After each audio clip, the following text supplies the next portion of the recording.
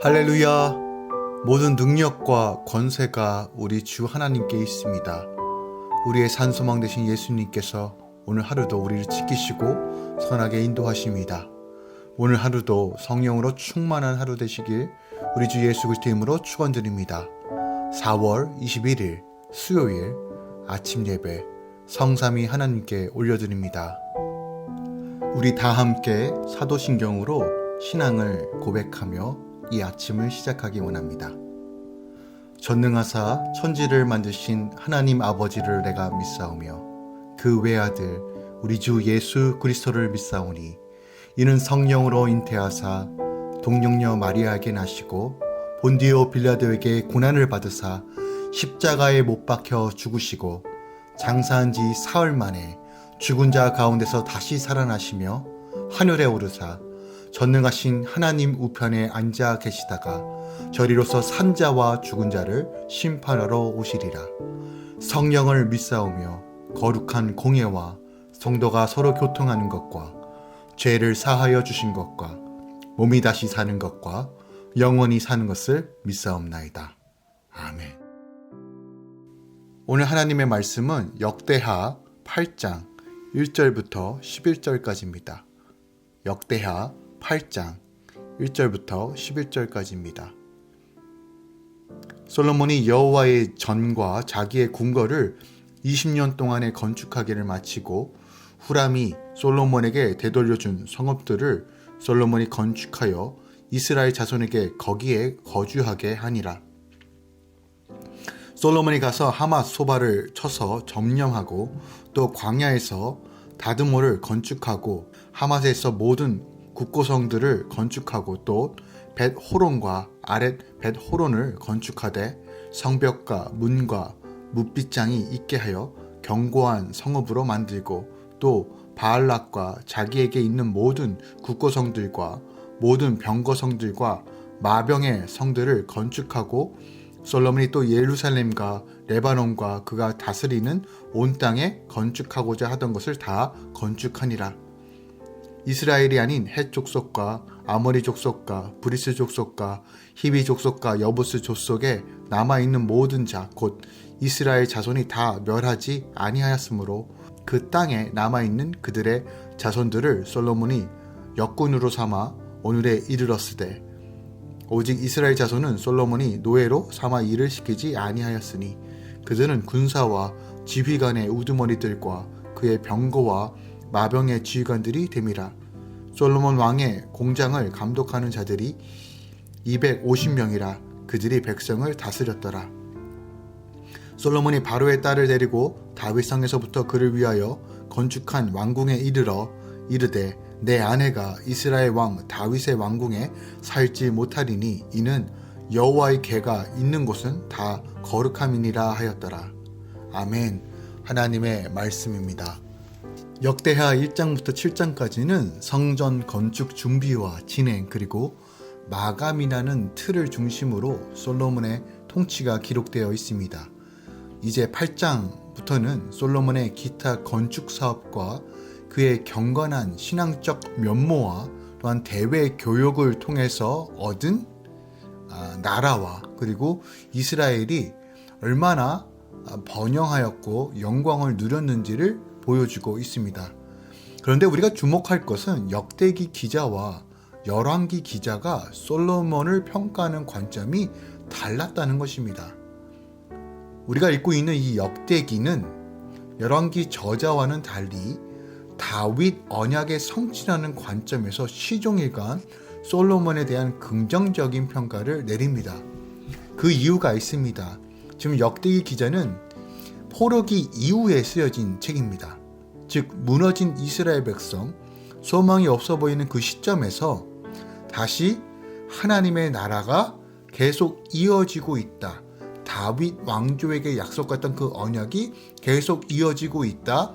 메시아에 대한 소망이 또한 그 언약이 성취될 것이다라는 관점으로 기록하였기 때문에 가능한 한 부정적인 요소는 배제시키고 긍정적인 요소를 부각시킴으로써 백성들로 하여금 다시 한번 소망을 얻기 위한 의도로서 역대기를 기록하였기 때문입니다. 오늘 본문을 조금 더 상세히 살펴보면 먼저 1절은 솔로몬이 20년에 걸쳐 성전과 왕국 건축을 완료하였다는 사실을 언급합니다. 또한 2절부터 6절에서는 솔로몬의 주요 기타 건축 사업에 대하여 언급하고 있습니다. 그중 2절은 솔로몬이 후람에게서 받은 성읍을 건축한 사실이 기록되어 있는데, 당시 솔로몬은 두로왕 후람이 건축에 결정적인 도움을 주자 그 대가로 갈릴리에 20개의 성읍을 주었습니다. 하지만 후람은 그것은 쓸모없는 땅이야 라고 하는 뜻의 가불로 부르고 다시 되돌려줍니다. 이것은 열왕기상 9장에 기록되어 있습니다. 그런데 솔로몬은 이 볼품 없는 그 땅을 재건하여 사람들을 거주하게 만듭니다. 그런데 역대기 기자의 평가와는 달리 열왕기 기자는 솔로몬이 하나님이 주신 땅을 이방인에게 준 것이 잘못되었다라고 평가합니다. 그 이유는 그 땅이 하나님의 언약의 땅, 약속의 땅인데 자기 마음대로 그 땅을 남에게 준 것은 분명히 잘못된 것이라고 평가하지만 역대기 기자는 이것을 긍정적인 평가로 바라본다는 것이죠. 3절부터 6절은 솔로몬이 하맛소바를 쳐서 취하고 그 영역에 있던 다드몰과 하만의 국고성을 건축하고 그 외 윗 베호른과 아랫 베호른, 바알락과 국고성, 병거성, 마성 등 자기가 필요한 모든 것을 건축한 사실에 대해서 언급하고 있습니다. 또한 7절부터 10절은 솔로몬이 건축 사업을 위하여 동원하였던 인력과 그 조직 편성에 대해서 언급하고 있습니다. 이스라엘에 남아있던 이방인들이 건축 사업에 동원됩니다. 솔로몬은 이방인에게는 노역을 시키고 이스라엘 사람들은 지휘관으로 세워 건축을 했습니다. 하지만 이스라엘 땅에 이방 족속이 여전히 남아있다는 것은 이스라엘이 가나안 정복 시 원주민들을 다 멸하지 못하였다는 것을 보여주고 있는 대목이에요. 이들은 이스라엘 백성에게 이방 종교를 전염시킨 장본인들입니다. 또한 결국 이것으로 인하여 이스라엘 백성들에게 가시와 바늘이 되었습니다. 이것은 민수기 33장 55절에 하나님께서 말씀하신 내용입니다. 그리고 그 말씀대로 결국 이스라엘 백성들에게 이방인, 이 원주민들이죠. 결국 가시와 바늘의 역할을 합니다. 그리고 솔로몬의 통치가 오래되고 더 많은 건축 공세가 진행될수록 이스라엘 백성 역시 노역에서 면제될 수가 없었습니다. 끝으로 11절은 솔로몬이 애굽 바로의 딸로서 자기의 아내가 된 여인을 위하여 따로 별궁을 지어준 사실에 대해서 언급하고 있습니다. 솔로몬은 바로의 딸을 위한 궁이 왕성될 때까지 그녀를 다윗성에 머물게 하지만 그것은 그녀가 영원히 머물 수 있는 초소가 아니었습니다. 그는 통치 초기에 애국과의 정치적인 화평을 목적으로 바로의 딸과 정략 결혼을 했습니다. 그는 이 결혼으로 정치적인 이득을 얻었지만 자기 아내들이 들여놓은 수많은 우상으로 인해 그만 하나님을 배반하고 맙니다. 다윗성에 바로의 딸이 머물지 못할 것이라는 말은 그녀의 정체성과 함께 그녀가 우상을 포기하지 않음을 보여주는 대목입니다. 결국 이로 인해 솔로몬 자신과 자녀들도 우상 숭배의 죄를 짓게 됩니다. 오늘 본문은 열왕기상 9장 10절에서 24절과 병행을 이루는데 그 내용을 비교해보면 크게 두 가지 중요한 차이점을 발견할 수 있습니다. 제가 앞서 언급한 것처럼 첫 번째로 열왕기서에서는 솔로몬이 두로왕 후람에게 자신의 건축 사업에 협조한 데 대한 보상으로 납달리 부족 20개 성읍을 주었으나 후람이 그것을 자기 마음에 들지 않는다고 무익하다라고 불만을 표하며 다시 한번 솔로몬에게 되돌려주는 장면이 매우 상세하게 자세하게 언급되었지만 오늘 역대기에서는 이것이 매우 간략하게 한 줄로 언급됐다는 것이에요. 이는 왕정시대의 이스라엘 역사를 비판적 관점에서 기록한 열왕기서 기자가 솔로몬이 후람에게 성을 준 행위가 하나님의 언약적인 측면에서 볼 때는 옳지 않은 것이라고 지적하였지만 역대기 기자는요, 다윗 왕조를 중심으로 한 이야기를 풀어내야 하기 때문에 비교적 긍정적으로 이것이 하나의 솔로몬의 업적으로 기록하고 있는 것입니다. 두 번째로 열왕기서에 언급된 대로 바로가 솔로몬 당시까지 가나안 족속이 차지하고 있던 게세를 쳐서 취하여 솔로몬에게 자기 딸을 시집 보내면서 예물로 준 사실을 생략하고 있어요. 이것은 아마 솔로몬 당시까지도 약속의 땅 중에서 미정복지가 남아있다는 것과 그것을 이방인인 바로가 쳐서 솔로몬에게 주었다는 부정적인 사실을 굳이 드러내지 않으려고 하는 저자의 의도도 반영된 것이라고 우리가 이해할 수 있을 것입니다. 오늘 본문을 통해서 우리가 다시 한번 생각하고 붙잡고 적용하며 나아가야 할 말씀이 무엇이 있을까요? 저는 7절과 8절 말씀을 한 번 더 묵상하기 원합니다. 7절에 이렇게 기록되어 있어요. 이스라엘 아닌 핵 족속과 아보리 족속과 브리스 족속과 히위 족속과 여부수 족속에 남아있는 모든 자 곧 이스라엘 자손이 다 멸하지 않았으므로 그 땅에 남아있는 그들의 자손들을 솔로몬이 역군으로 삼아 오늘에 이르렀으되 라고 기록되어 있어요. 즉 여전히 이 가나안 땅에 원주민들이 살고 있었다는 것이죠. 솔로몬은 이들을 노예로서 사용하여서 자신의 일에 유익이 되는 쪽으로 생각하고 그렇게 행했다는 것이에요. 그러나 성경은 이들을 시종 비판적인 시각으로 바라봅니다. 그들 이방인들, 원주민들이 이스라엘과 어떤 관계로든 상관하지 말아야 할 것을 늘 강조하였어요. 모세 오경뿐만이 아니라 여호수아서를 보면 반드시 그들을 멸하라고 분명하게 말하고 있습니다. 그렇지 않으면 결국 그것이 올무가 될 것이고 가시가 될 것이라고 주님께서는 늘 말씀하셨어요. 하지만 이것을 제대로 이행하지 못하고 여전히 가나안 땅에 이렇게 원주민들이 살고 있는 것이에요. 결국 그들이 가지고 있던 제약된 풍습과 문화를 자연스럽게 이스라엘 백성들도 본받게 됩니다. 하나님과 우상을 겸하여 섬기게 되고 결국 하나님의 진노와 심판의 원인을 제공하는 결과를 만들어내요.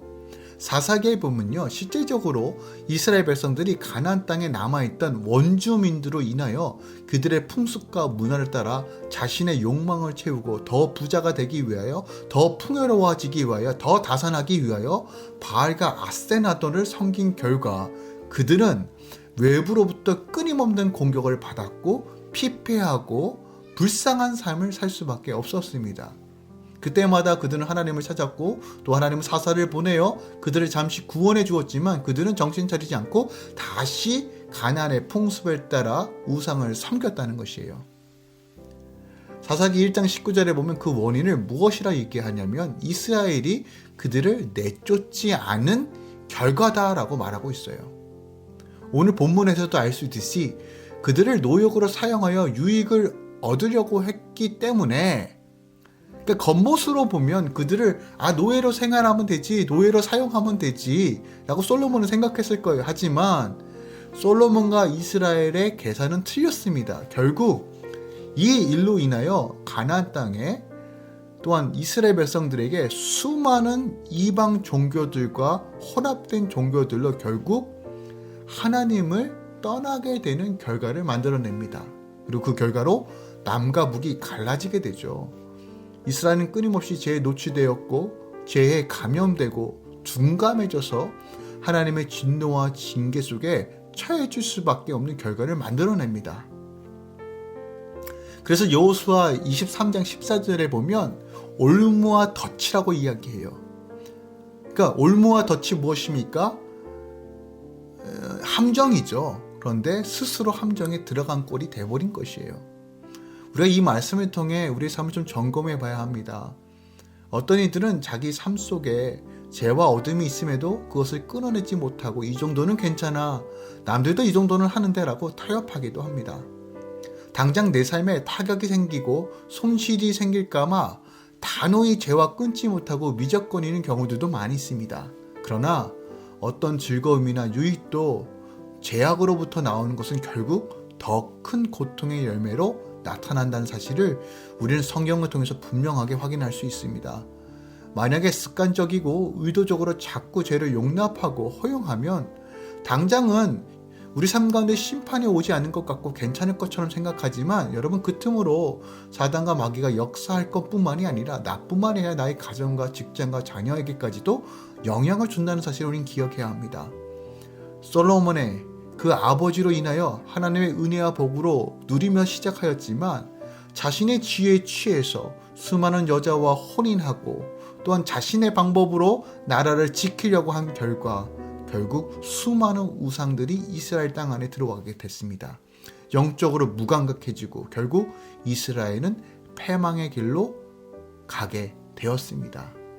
데살로니가전서 5장 22절은 말합니다. 악은 어떤 모양이라도 버리라는 것이에요. 지금 당장의 유익을 위해 영원한 것을 포기하지 마십시오. 주의 백성은 죄와 싸우며 씨름하며 하나님께 더 가까이 갈 때만이 복된 삶을 살 수 있습니다. 이게 힘겹고 어려운 싸움일 것입니다. 이렇게까지 해야 되나 라는 생각도 들 수 있습니다. 그러나 기억하십시오. 교회의 힘은, 성도의 힘은 거룩에 있습니다.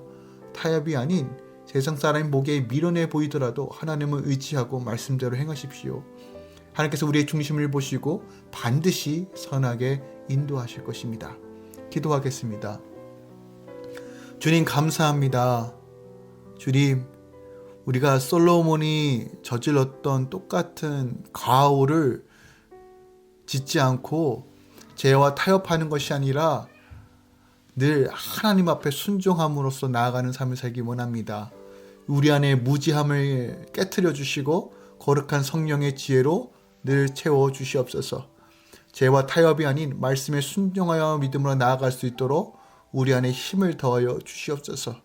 예수 그리스도의 십자가를 바라보며 우리와 함께 하신 하나님을 기대하며 날마다 믿음으로 승리하는 삶으로 인도하여 주시옵소서. 주님, 할렐루야 못낸 가정을 위해 기도합니다. 오상원, 유현정 성도를 위해 기도합니다. 또한 두 자녀 성민이와 예준을 위해 기도합니다. 주님, 이 가정 가운데 하나님의 복과 은혜로 채우소서. 기쁨과 감격으로 오가는 모든 말들 가운데 하나님의 화평과 풀어지는 은혜를 허락하여 주시옵소서.